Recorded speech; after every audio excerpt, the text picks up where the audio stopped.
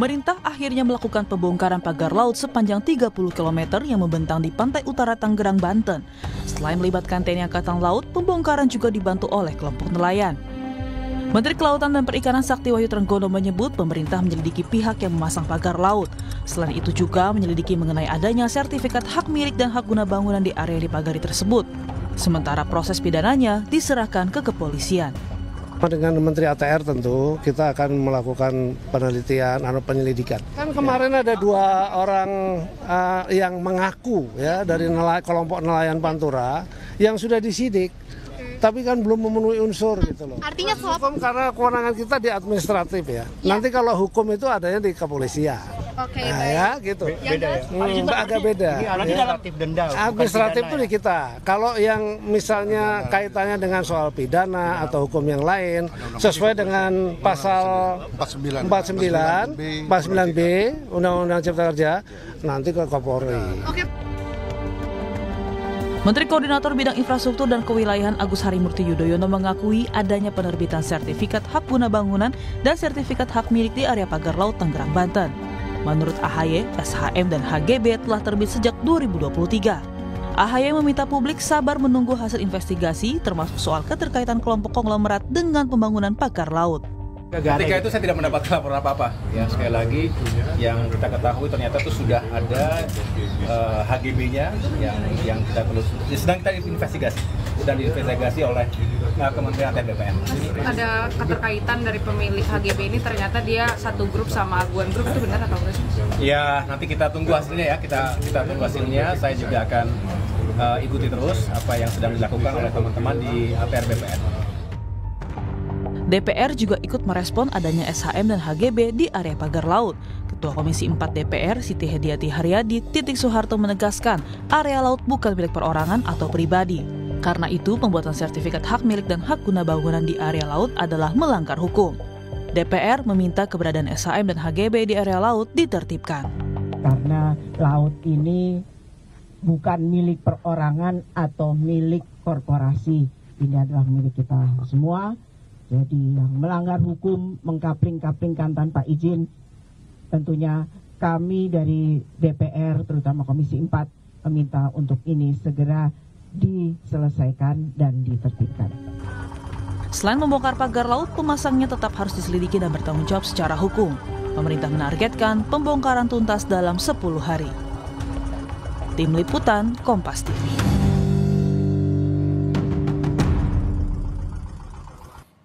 Saudara, pembongkaran pagar laut di Tangerang terus dilakukan dan pemerintah menargetkan pembongkaran akan selesai dalam 10 hari. Namun yang menjadi pertanyaan, siapakah pemilik pagar laut di Tangerang? Benarkah ada keterkaitan konglomerat dalam proyek ini? Kita bahas secara lengkap bersama sejumlah narasumber. Pertama, Sekjen Koalisi Rakyat untuk Keadilan Perikanan atau Kiara, Susan Herawati yang kita masih tunggu kedatangannya. Dan melalui sambungan Zoom, staf khusus Menteri Kelautan dan Perikanan, Doni Ismanto. Selamat pagi, Mas Doni. Selamat pagi. Juga anggota Komisi 4 DPR, Daniel Yohan. Selamat pagi, Mas Daniel. Pagi, Bang. Serta dosen Ilmu Hukum Universitas Hasanuddin, Hamid Awaludin. Selamat pagi, Pak Hamid. Pagi. Selamat pagi Bapak-Bapak, terima kasih sudah bergabung di Sapa Indonesia Pagi hari ini. Saya ke Mas Doni terlebih dahulu. Mas Doni kemarin ya mendapatkan apresiasi atas keberanian pemerintah dalam melakukan pembongkaran pagar laut. Tetapi kalau melihat pada hari ini adalah hari ketiga pembongkaran tersebut. Apa yang bisa dijelaskan? Berapa personilnya? Apakah sama banyaknya seperti kemarin atau bagaimana? Ya, personilnya saya itu konsisten ya, kita kan shift-shiftan dan kan kita sudah punya target 10 hari ya. Jadi rencana operasinya sudah dibuat, jadi nanti siang kita lihat lah. Kalau cuacanya bagus ya bisa konsisten. Ya, targetnya apakah tetap di 10 hari atau melihat misalkan mungkin cuaca dan segala macam, apakah memang akan mungkin lebih lama atau lebih cepat bisanya? Ya, rentangnya itu 10 sampai 15 hari, tapi kan logistik kita siapkan buat 10 hari. Ya. Apakah hari ini Pak Menteri akan tiba atau Pak Menteri hari ini sama Pak Daniel tuh hari ini jam 11 nanti. Oke, berarti akan ke DPR nanti ya, Pak Menteri. Oke. Betul. Oke, evaluasi apa yang Anda dapatkan pada hari kedua kemarin melakukan pembongkaran tersebut, Mas Doni? Ya, memang ada yang bambunya ditanam sudah keras ya, sudah terlalu dalam. Nah itu butuh agak effortnya, harus hati-hati Ya. biar tidak merusak ekosistemnya. Ya. Selain itu pergerakan kapal harus diatur juga. Ya. Dengan nelayan-nelayan yang hadir kemarin, apakah hari ini akan ikut juga membantu pembongkaran? Masih. Kan ya? ada KNTI juga ikut bantu kan. Oke. Saya ke Mas Daniel. Mas Daniel, melihat evaluasi kemarin, Anda kemarin juga ikut langsung berada di lapangan dalam proses pembongkaran pagar laut tersebut. Evaluasi apa yang Anda catat kemarin? Ya, terima kasih. Yang pasti ada dua hal ya yang langsung kita rasakan. Yang pertama adalah dipastikan tidak mungkin pagar laut ini dilakukan swadaya oleh nelayan. Ya. Karena tentu biayanya sangat tinggi, kerumitannya sangat rumit, jadi sangat jauh lebih mahal, sangat jauh lebih berat daripada kita menancapkan bambu di daratan. Ya. Itu pertama. Yang kedua adalah pasti menyulitkan nelayan dan masyarakat untuk akses terhadap laut, baik untuk menangkap ikan sebagai nelayan maupun dalam konteks transportasi ya. Jadi kita membayangkan itu sejauh 30 km itu masyarakat tertutup aksesnya terhadap laut. Kalau di daratan ya, saya membayangkan seperti masyarakat terpenjara di dalam sebuah benteng. Ya. Sejauh 30 km sehingga mereka tidak bisa kemana-mana. Ya. Jadi dua hal itu yang ya langsung kita rasakan ya. Dan ya, kita bersyukur proses pembongkaran sudah dilakukan sehingga itu sama saja membebaskan kembali masyarakat, membebaskan kembali nelayan untuk mengakses laut, untuk menangkap ikan maupun dalam konteks transportasi. Oke. Itu. Hari ini DPR akan bertemu dengan Menteri KKP. Apa yang akan ditelisik? Apakah kemungkinan akan menelisik terkait dengan keterkaitan adanya konglomerasi atau konglomerat yang ikut dalam pembangunan pagar laut ini atau bagaimana? Ya, semua aspek tentu akan ditanyakan oleh Komisi 4, termasuk siapa yang mendalangi, siapa yang membiayai, siapa yang bertanggung jawab. Kita berharap kementerian, pemerintah dalam hal ini KKP tidak hanya sanggup membongkar, tetapi tidak sanggup menjelaskan kepada masyarakat siapa yang bertanggung jawab, apa yang sesungguhnya terjadi, dan melakukan tindakan tegas secara hukum. Oke, Mas Daniel, dari hasil pendalaman dari DPR sendiri, apakah betul ini untuk reklamasi seperti yang diinfokan? Kalau lihat dari jalurnya, dari petanya, seharusnya ya seperti itu ya. Jadi, tetapi kan semua kepastian informasi, semua kepastian pengungkapan apa yang terjadi itu harus disampaikan pemerintah. Karena yang punya aparat melakukan penyelidikan, yang punya kemampuan untuk menjelaskan adalah, dan mempunyai kewajiban untuk menjelaskan adalah pemerintah ya. Sehingga kita mendorong ini segera dilakukan, jangan sampai pemerintah itu kalah dengan masyarakat sipil, dengan netizen ya, yang selalu mendahului penjelasan pemerintah dalam persoalan ada munculnya HGB, dalam persoalan ada munculnya hak milik, bahkan nama-nama pemilik. Nah, saya rasa ini juga menyangkut wibawa pemerintah, menyangkut kemampuan pemerintah untuk menegakkan hukum dan peraturan, bahwa tidak boleh ada pihak yang melampaui negara. Oke, saya ke Mas Doni. Mas Doni, bagaimana melihat DPR melihat ini ada upaya untuk reklamasi? Ya, terima kasih. Memang ketika kemunculan pertama itu masih waktu 7 kilo, ketika bulan Agustus 2023, kita tuh sudah turun ke lapangan dan kita sudah tanya kepada nelayan, dibilangnya itu untuk kerang hijau. Nah, tapi sampai ke sini kan ternyata jadi 30 kilo gitu kan, dan memang dugaannya yang Pak Daniel bilang itu mungkin itu bisa jadi juga benar, kalau, dan banyak juga para ahli sudah bilang itu kayak dia menahan sedimentasinya agar nanti lama-lama daratannya naik. Tapi kan ini butuh uh, investigasi yang mendalam secara akademis juga, apakah ini mungkin dilakukan dan sebagainya. Tapi karena ini masih penyelidikan yang sekarang kan, karena dengan ada data baru dari ATR BPN, itu sangat membantu. Oh, ini ternyata tujuannya, jadi ada tujuan lain. Jadi kalau kita runut ke belakang, kita ini KKP ini taunya kan tiba-tiba, bukan tiba-tiba, taunya ada bambu nancep gitu loh. Ya. Dari kacamata KKP melihatnya itu ada kegiatan menetap memanfaatkan ruang laut tanpa izin, ya kan? Jadi kami fokusnya waktu itu ya ini bambu mau diapain gitu, nggak punya izin ya kita mau denda atau mau cabut kan gitu kan. Nah, hari Senin kemarin baru keluar dari Pak Nusron, itu ada sebagian dari area bambu itu bersertifikat. Nah, dari situ muncul lagi teori, oh ini jangan-jangan buat dijadiin daratan gitu loh.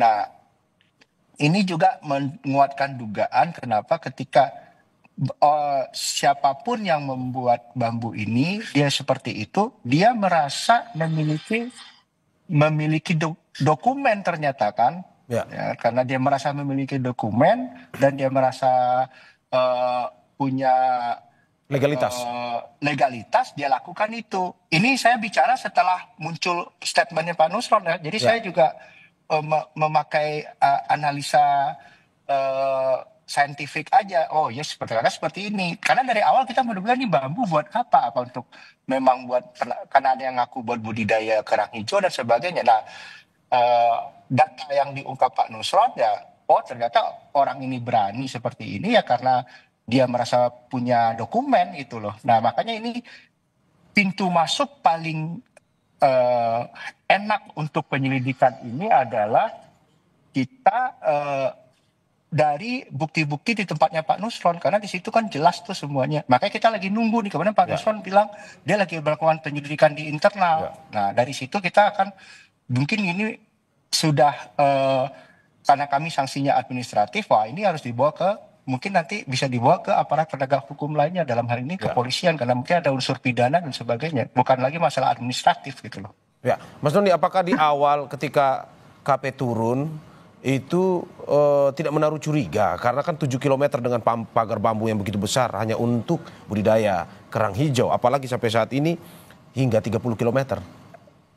Ketika bulan Agustus itu KKP sudah turun bersama DKP-nya dan kita kumpulkan itu nelayan di situ. Mereka ngaku itu buat kerang hijau gitu loh. Ya. Jadi waktu itu tidak menaruh curiga bahwa ini dengan pagar bambu sebesar ini bukan untuk kegiatan lain tapi hanya untuk kerang hijau ya? Waktu bulan Juli Agustus ya kita ngomongnya ya. Ya. Dan karena itu beda-beda Mas. Ini yang disorot Kompas TV kan yang garis yang kayak pancang gitu ya. Ada juga dia berbentuk ya memang menyerupai kayak dia lagi penangkaran kerang hijau, ada juga di titik-titik yang lain gitu loh. Oke, saya ke Pak Hamid. Pak Hamid, melihat ini kisruh terkait dengan pagar laut ini, pada akhirnya melihat bahwa ini pagar laut bersertifikat sudah lama tetapi baru terungkap. Ini tanggapan Anda seperti apa? Ya, pertama saya ingin katakan ini adalah deklarasi ditaklukkannya negara oleh oligarki. Itu statement pertama. Beruntung kita punya presiden yang tegas memerintahkan pencabutan. Lebih beruntung lagi ada Pak Nusron yang mau membuka tabir siapa pemiliknya. Masalah utamanya adalah pelanggaran hukum secara sistematis. Karena ada sertifikat hak bangunan dan hak milik perorangan. Anda tahu kan, tidak mungkin ada sertifikat hak guna bangunan dan hak milik di air. Ya, sertifikat seperti itu adanya di darat, tanah. Nah, bagaimana kalau air mau dikonversi harus ada reklamasi dulu. Dan izin reklamasi itu ribet, panjang urusannya. Ada feasibility study-nya, ada perspektif lingkungannya, dampak sosial, ekonomi, politiknya gimana. Ini belum ada izin reklamasi, tiba-tiba ada sertifikat hak milik. Akal sehat dong dipakai. Di mana? Dari prosedur saja sudah jelas ada pelanggaran. Oke, berarti Anda mau mengatakan bahwa ini sebenarnya tujuannya untuk reklamasi ke depannya? Saya percaya. Karena kalau Anda lihat sesuai dengan statement Pak Menteri Nusron, ada bidang-bidang kan? Bidang-bidang itu yang disertifikatkan. Artinya properti ini maksudnya. Sudahlah, mari kita berhenti bernyanyi ada dusta di antara kita. Sudahlah, negara mau ditaklukkan oleh oligarki. Kenapa kita harus bohong-bohongan? Yang saya sesalkan kemarin itu level di bawah, desa, lurah, camat, bupati, tidak bicara seolah-olah semua ini ditutupi. Ini kan kalau tidak ada Pak Nusron yang bersuara kencang siapa pemiliknya, ini kan jadi samar ini semua. Temaram, kita saling mencurigai. Udahlah, jadi gini aja deh. Pak, tapi kan tapi kan sanksinya kan dikatakan secara administratif. Apakah mungkin bisa dibawa ke ranah pidana dan seperti apa? Harus dibawa ke pidana. Karena ini kan penipuan. Ada prosedur hukum yang dilanggar kan? Ya, seperti apa, Pak? Ya, tadi saya sudah bilang, bagaimana mungkin ada sertifikat tanpa ada reklamasi. Sertifikat itu di darat, di tanah, bukan di air, Bung. Dan ancaman pidananya apa, Pak? Kenapa? Ancaman pidananya? Saya nggak tahu detail ancaman pidananya, pasti ada pidananya. Maka yang saya bayangkan negara hadir untuk memproses semua yang terlibat. Apakah itu oligarki, apa itu aparat yang memproses pensertifikatan ini. Kedua, jangan sama sekali terkecoh. Pemilik perusahaan, oligarki ini mau berkelit, oh saya tidak tahu, itu manajemen. No. Ini proyek mega dahsyat, 30 km. Tidak mungkin ada pemilik tidak mengetahui ini, karena menyangkut anggaran. Tidak mungkin. Ini kan triliunan, Bung. Jangan lagi negara dipecundangi oleh oligarki, pemilik perusahaan. Oh, saya nggak tahu itu manajemen. No, itu bohong semua. Saya ke Pak Mas.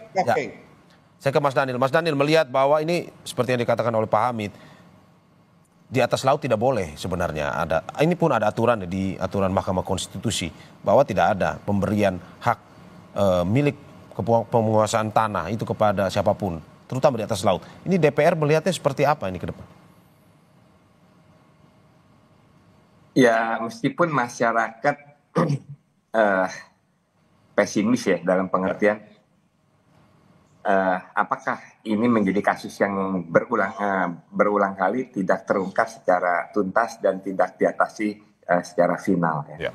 Tapi kita tetap optimis karena kita juga surprise bahwa ternyata pemerintah menunjukkan sikap tegasnya ya. Pertama, merespon cukup cepat sampai sekarang melakukan pembongkaran ya. Nah, kita tadi dibilangkan waktu sampai 10 hari ya, tapi 10 hari ini bukan hanya tuntas dalam membongkar tetapi tuntas dalam mengungkap dan melakukan tindakan hukum. Saya ke Mas Doni. Mas Doni, statementnya sebelum mungkin akhirnya akan mengikuti acara juga terkait dengan evaluasi ke depan, apakah mungkin saja KKP ini akan berhenti di pembongkaran pagar laut atau bagaimana instruksinya ke depan? Oh tidak, seperti kemarin Pak Daniel juga mendengarkan statementnya Pak Menteri di press conference, penyelidikan jalan terus.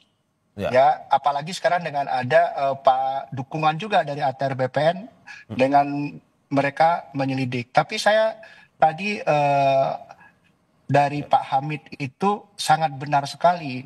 Kalau mau mencari bukti-bukti kuat itu dari yang tempatnya Pak Nusron, itu lebih mudah. Tapi kan untuk seperti itu, kalau memang ada dugaan-dugaan pidana, ya kita harus berkoordinasi dengan aparat penegak hukum. Gitu. Oke, terima kasih Mas Doni Ismanto, staf khusus Kementerian Kelautan dan Perikanan atas apa yang disampaikan pada hari ini penjelasannya. Dan saudara, kita masih tetap akan bersama anggota Komisi 4 DPR Daniel Johan dan juga dosen Ilmu Hukum Universitas Hasanuddin Hamid Awaludin di segmen berikutnya. Jangan kemana-mana saudara, usai jeda berikut.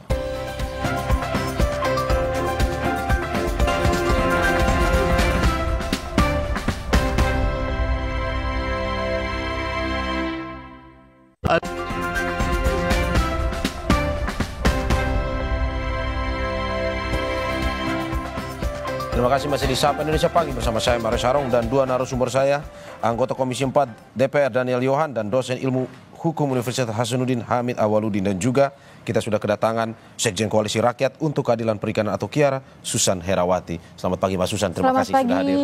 Mbak Susan, melanjutkan pembicaraan yang tadi, bagaimana Anda melihat bahwa polemik HGB yang ada di wilayah Laut Kabupaten Tangerang yang akhirnya dibangun pagar laut ini, dari investigasi KIARA, apa sebenarnya? Tujuan apa sebenarnya? Begini ya, jadi ada garis waktu gitu atau timeline yang kemudian menarik untuk kita telaah. Pertama adalah di 2023 sebenarnya itu ada integrasi tata ruang darat dan laut gitu ya. Baru kemudian menyusullah di bulan Agustus keluar HGB itu gitu. Baru kemudian di 2004 pagar-pagar ini mulai dibangun sebenarnya. Artinya memang pagar ini memang disiapkan untuk satu proyek yang besar. Kalau melihat dari polanya sebenarnya ini adalah reklamasi atau penimbunan pesisir gitu ya untuk kepentingan bisnis gitu. Karena kenapa kami bilang seperti itu? Karena nyaris tidak mungkin ini untuk kepentingan nelayan gitu. Karena dari pagarnya, dari metode dia membangunnya gitu ya. Ini memang sangat lekat dengan kebiasaan pembisnis yang kemudian mau melakukan reklamasi atau penimbunan pantai. Itulah mengapa pada akhirnya perusahaan-perusahaan yang menerima HGB ini berafiliasi dengan bidang usaha real estate itu ya? Iya, betul sekali. Memang itu, dan sebenarnya ini sudah diketahui oleh masyarakat ya dari 2024 gitu. Ya. Gitu. Jadi bukan rahasia gitu sebenarnya ya.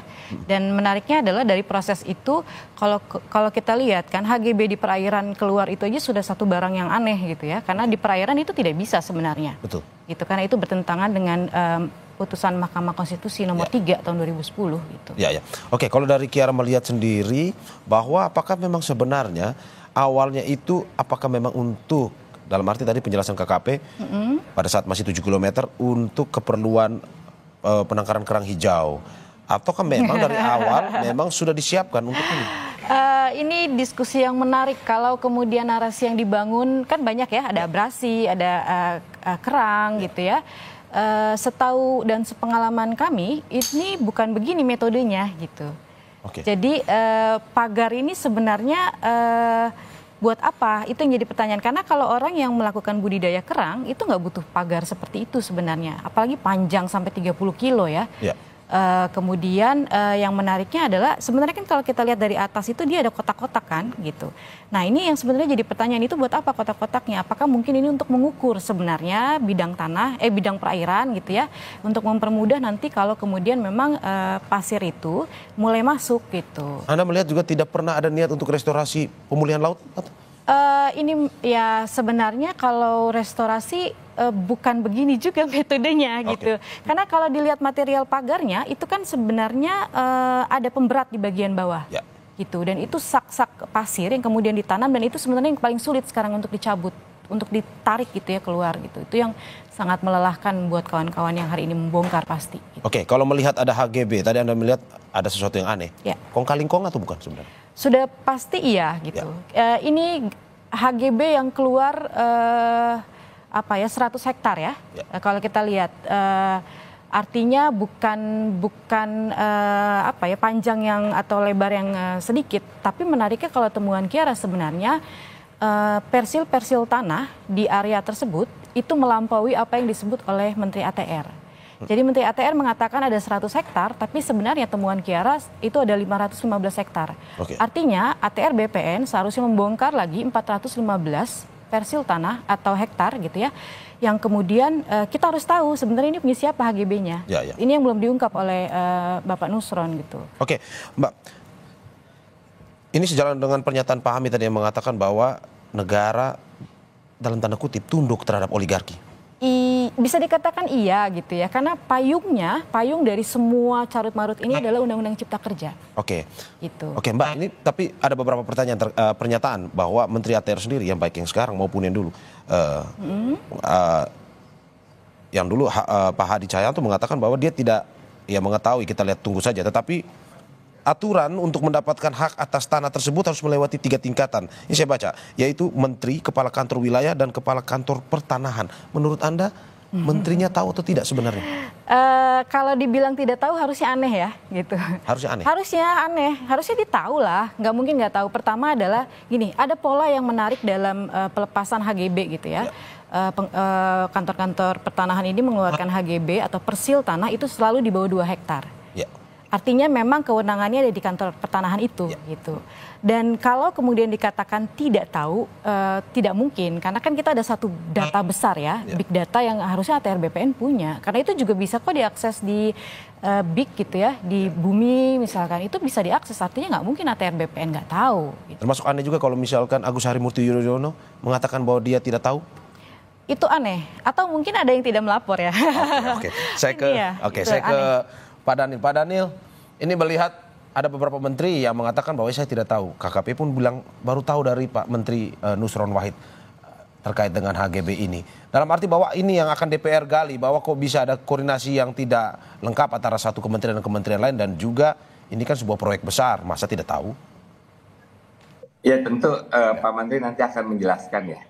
Karena sempat terkesan saling berbeda antara Menteri KKP dengan kementerian lain atau institusi lain dalam mengatasi kebijakan ini. Tetapi dari konteks ATR sebenarnya sangat berkaitan, tetapi memang itu kan di luar Komisi 4 ya. Nah, kecuali nanti memang DPR membentuk pansus ya. Nah, pansus itu baru bisa mengundang seluruh lintas kementerian, lintas komisi. Oke, terkait dengan kong kali kong seperti ini, DPR punya fokus untuk menggali terkait itu juga atau bagaimana?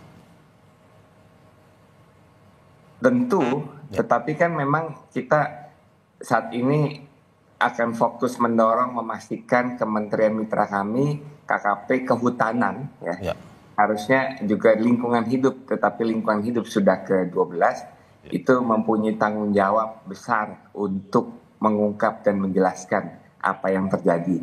Karena bagi kami, kalau istilah saya itu, ini semua nggak akan terjadi kalau nggak ada konspirasi. Jadi ini bisa terjadi karena memang ada konspirasi dari banyak pihak. Nah, tinggal pemerintah harus menjelaskan konspirasi apa yang sedang berlangsung saat ini. Oke, kalau dari kecurigaan DPR, konspirasi seperti apa? Ya tentu kan antara pihak yang memang bertanggung jawab, entah membiayai, entah berkepentingan dengan pihak-pihak terkait yang menyangkut perizinan, itu semua kan pasti saling terkait. Karena 30 kilo loh nggak tanggung-tanggung. Kalau misalkan panjangnya 30 kilo ya, ke dalamnya itu katanya 1 kilo. Itu 3, berarti kan 10.000 kali 30.000 itu sama dengan 30 juta meter persegi atau 3.000 hektar. Kalau 30 juta meter, 1 meter aja 1 juta itu udah 30 triliun. Tapi di sana harga sekarang 15 sampai 20 juta. Berarti 1.200 triliun. 1.200 triliun bukan hanya untuk penangkaran kerang hijau ini Pak ya? 1.200 triliun itu ya mungkin 5 bulan membiayai seluruh operasional negara. Oke, saya ke Pak Hamid. Pak Hamid, bagaimana melihat bahwa tadi disebutkan oleh Kiara kemungkinan ada kong kali kong dalam pembongkaran pagar laut ini. Apakah mungkin kong kali kong ini mungkin saja bisa dimasukkan dalam ranah hukum, ditindak secara hukum? Ya sangat bisa. Karena kan mekanisme dan proses perizinan itu sudah tidak masuk akal semua. Nah, begitu proses dan mekanisme ditempuh secara tidak masuk akal, ya pasti ada pelanggaran. Sebenarnya saya katakan tadi. Tapi saya ingin awali statement saya mengatakan begini. Dulu generasi saya itu ada peribahasa mengatakan pagar makan tanaman. Ya. Sekarang dalam kasus ini pagar melahap negara. Titik. Ya. Jadi pagar makan tanaman, sekarang era kita ini pagar melahap negara. Ini kan perbuatan oligarki mempecundangi negara. Nah, apakah ada kong kali kong? Yes, ada kong kali kong dari aparat. Mulai dari bawah dulu kita lihat ini. Kan tidak mungkin ada proses persertifikatan kalau tidak ada rekomendasi lurah, Pak Desa, ya, kemudian naik sampai kantor BPN kabupaten kota dan sebagainya. Ini masih persekongkolan ini, Bung. Masih sistematis. Sudahlah. Ini saya bersyukur ya, ada seorang menteri namanya Nusron Wahid yang mau membuka tabir ini. Dan jantan menyebut nama-nama PT. Ditelusuri itu. Oke, ditelusuri dalam arti bahwa menurut Anda pihak pemerintah harus menindak swasta-swasta yang ikut membangun program. Jangan hanya di direksi perusahaan, pemilik perusahaan. Ya. Ini kan sekarang kong kali kong pemilik perusahaan. Kalau ada masalah yang dikorbankan direksi kan, wah saya nggak tahu itu manajemen. No, nggak mungkin lah itu, Bung. Ini proyek mega besar. Pasti ini perencanaan dari pemilik perusahaan. Saya merasa tidak adil kalau yang diproses hanya direksi, pemilik perusahaan. Oke. Saya ke Pak Daniel. Pak Daniel, apakah mungkin DPR akan memanggil swasta-swasta yang ikut dalam pembangunan pagar laut ini? Ya, sejauh ini kita sedang mengagendakan ya. Jadi selain raker kita akan melakukan RDPU. Ya, nggak hanya yang sempat muncul namanya, tetapi juga nelayan masyarakat yang terdampak dari adanya pagar laut ini. Kita ingin mendengar secara utuh sehingga kita lebih tahu jejaknya, petanya itu seperti apa sih sebenarnya yang terjadi. Oke, kita akan telusuri jejaknya. Kiara mungkin punya hasil investigasinya dari pengusaha-pengusaha yang ikut, katanya ada konglomerasi besar untuk dalam pembongkaran pagar laut. Benar? Ini ada hubungannya dengan PIK 2 atau bagaimana katanya? Gini, sedari awal saya rasa Kiara adalah salah satu organisasi yang bilang bahwa ini reklamasi. Nggak mungkin enggak gitu ya. Karena melihat dari bagaimana polanya, kemudian juga bagaimana pagar ini terbangun gitu ya, kemudian juga dari penuturan masyarakat sendiri. Gitu. Dari awal masyarakat itu sudah tahu bahwa ini ujung-ujungnya adalah PIK sebenarnya. Sudah disebutkan secara terang benderang. Nah, kalau dilihat dari peta putaran pagar ini berdiri, itu berdekatan juga dengan proyek yang hari ini ada di sekitaran situlah ya, proyek-proyek besar mega proyek ini gitu. Dan ini tentu punya PIK gitu. Kalau kita lihat ya, karena tidak mungkin ada perusahaan lain gitu ya atau konglomerasi lain lah yang kemudian merangsek daerah situ, karena itu memang sudah menjadi area main mereka gitu. Dan kalau melihat polanya juga tadi bagaimana tadi dari bawah sekalipun tukang ukurnya pun sudah terpesan gitu ya, artinya memang sudah didesain untuk kemudian ujung-ujungnya ya reklamasi. Dan kalau kita runut kembali ke belakang 1 tahun ke belakang, bagaimana kemudian KKP juga semangat sekali melakukan atau membuka keran ekspor pasir gitu. Kalau kami lihat sebenarnya dari polanya, kalau ini benar jadi ya nggak ketahuan seperti ini, kemungkinan terbesar itu perairan seputaran Tangerang, termasuk salah satu pulau yang kami indikasikan Pulau Tunda, itu kemungkinan pasirnya akan diambil dan diisi di situ. Jadi kalau kami bilang ada reklamasi alami, itu bukan reklamasi alami, itu apa ya, salah lah menurut kami gitu. Ini mau ngomongin apa, reklamasi apa sedimentasi nih Bapak Menteri KKP kemarin kan bilang gitu. Karena kami lihat kalau memang mau apa ya naruh sedimentasi di situ itu butuh waktu berapa lama, nggak mungkin gitu. Jadi ini memang penimbunan, udah itu aja. Dan ini satu-satunya kemungkinan terbesar adalah ya perusahaan tadi yang konglomerasi tadi. Gitu. Ini tidak mungkin dilakukan oleh nelayan kecil dalam arti pembangunan pagar laut tersebut? Nelayan prinsipnya adalah dari sepanjang pengetahuan saya, nelayan itu tidak pernah memagari lautnya. Kalau kakak pernah ke sana, mereka selalu bilang ada ruang kan untuk perahunya. Ya. Itu kecil, Kak. Bayangkan kalau nelayan itu pulang malam, mereka harus cari jalan. Karena kan pagar ini merubah pengetahuan mereka tentang titik mereka pulang gitu. Ini yang kemudian tidak dipahami sama orang yang bicara soal ini, soal nelayan gitu. Gak bisa, mereka itu kecil sekali untuk perahu gitu. Karena kami menelusuri dan muter. Ini kan yang dilihat, ini pagarnya beda-beda ya, termasuk di Keramat itu pagarnya terlalu rapat sebenarnya. Gak mungkin untuk nelayan.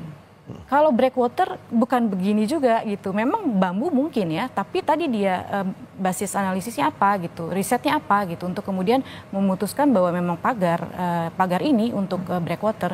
Kalau kemudian budidaya nggak begini metodenya. Dan ingat ya, kalau seluas 30 kilo, kerang hijau itu bukan komoditi yang memang jadi target ya.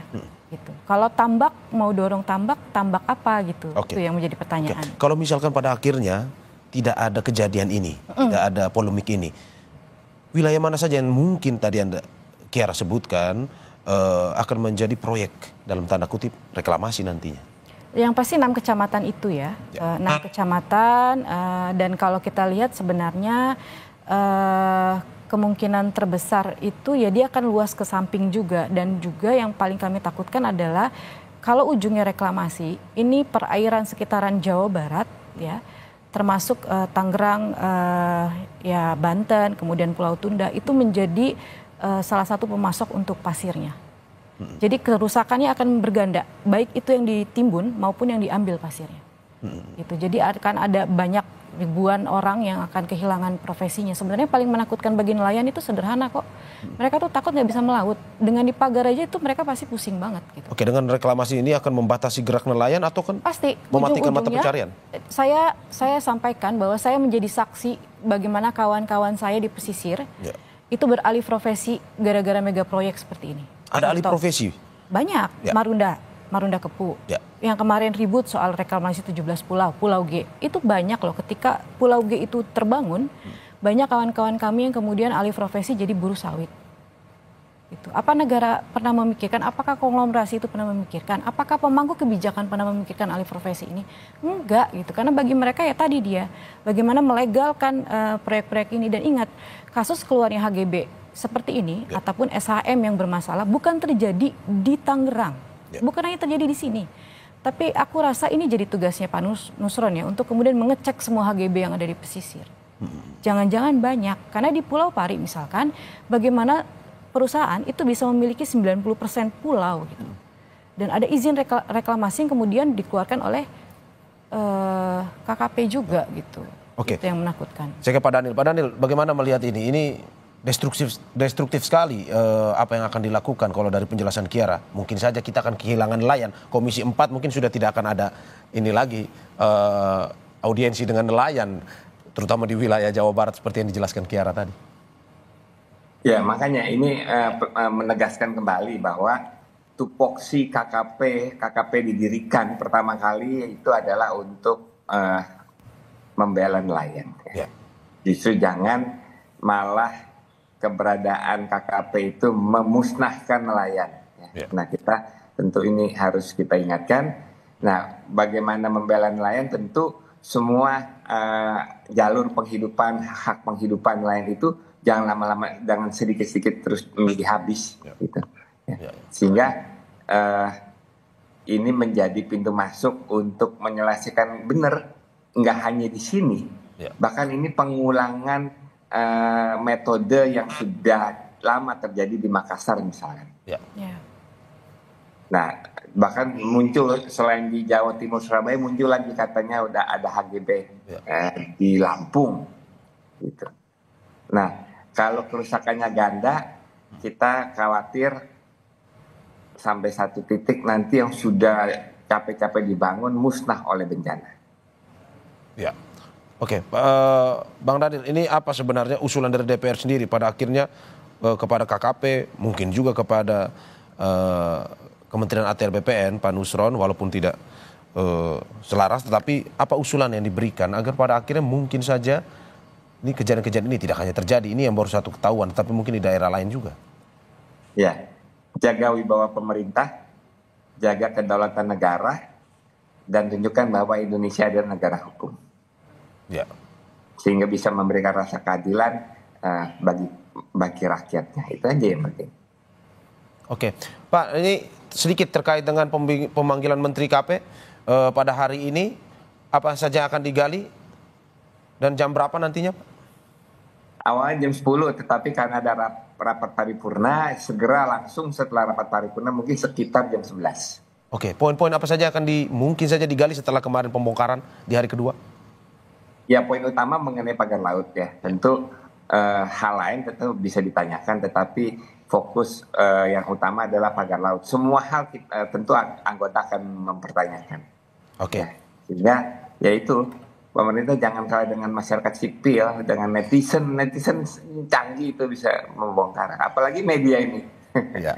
Oke, saya terakhir ke Pak Hamid. Pak Hamid, bagaimana melihat polemik ini terkait dengan ranah hukumnya, apa yang harus dilakukan sehingga negara bisa lebih tegas dalam menindak, terutama yang Anda bilang tadi, tidak boleh kalah dengan oligarki. Harus tepat proses penyidikan. Ya.